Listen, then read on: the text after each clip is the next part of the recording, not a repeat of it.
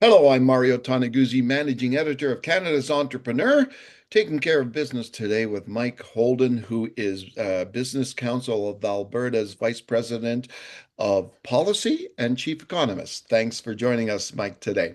Thanks for having me. Okay, you folks recently put out an interesting report on domestic travel in Canada. Tell me from your perspective, what was the key finding from that report?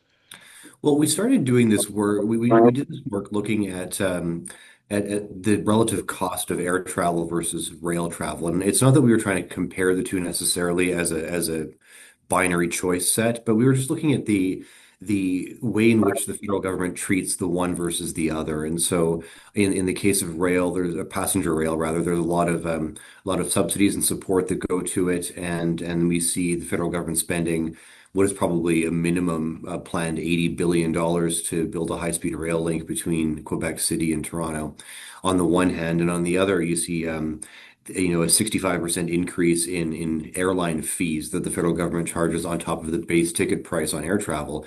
And so, we wanted to look at the fact that it's well known that air travel is expensive in Canada, and if we're going to be spending money on passenger transportation across this country, that air travel it makes much more sense for a country the size of Canada. Doesn't mean that rail doesn't work in certain contexts, but generally speaking, 2 miles of runway takes you around the world. 2 miles of rail takes you 2 miles. Yeah. What's the impact of those, I guess, elevated costs of domestic travel in this country? Well, there are a few of them, and first of all, it adds about $75 onto the cost of a one-way ticket, so that's $150 on average on a return flight. But a lot of those costs are fixed, so it doesn't matter how far you're going, you're paying the same fees. And so there's two things that happen. One is that you end up with a situation where it jacks up the price of short haul flights. So you get, if you're traveling a short distance, like from Calgary to Saskatoon or Vancouver to Calgary, you've got it could potentially double the price of those tickets, and it impedes short haul flights and it makes it harder to service small communities because the cost of flying from one to another is so high. And what's the ripple effect? Obviously, if costs are high, it kind of deters people from using that mode of transportation and maybe just staying home. What's the impact? Yeah, and that was the second thing. I just blanked for half a second there.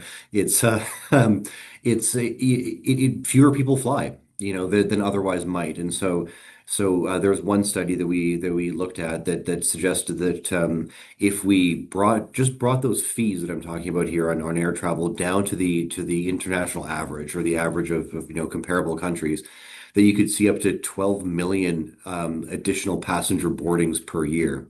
So that's a lot more people who are flying, and it's enough. So we sometimes people talk about competition or the lack of competition in Canada's airlines because it's federally regulated and protected. Those 12 million passenger boardings would be enough to add another airline the size of WestJet to the Canadian market without even needing to change competition rules. Hmm. Yeah, and when you're looking I know this is probably not part of the study, but from what you've gathered over the last couple of years, are we kind of back to fairly normal passenger levels compared to prior to COVID? We have snapped back since COVID. I haven't actually looked recently at what the passenger statistics are. I do know that, since January of this year, since all of the Canada-US trade war and all the Trump tariffs have come in, that we've seen a pretty substantial change in the composition of air travel in Canada. So this year we've got a lot of flights into the US or passenger traffic to the US from Canada is down significantly. Domestic travel is up, and travel to other international destinations other than the United States are up. Yeah. And when you look at the costs in general, how do we rate compared to other countries? In terms of the fees that we travel for air service, not particularly well. We're pretty high. We just looked at a couple of examples in our work. Like Australia and the United States, for example. We pay significantly more in these kinds of fees, and so that's one of the reasons why if you live in a border town, if you live somewhere in Southern Ontario, or if you live in Vancouver, it's there are airports on the northern border of the United States, which typically have basically been operated by or been used by Canadians who just travel across the border into Buffalo or wherever and get on a flight from there, and you pay far less for that flight. And so that's a lot of missed revenue, missed opportunity for Canadian Airlines and for the Canadian economy.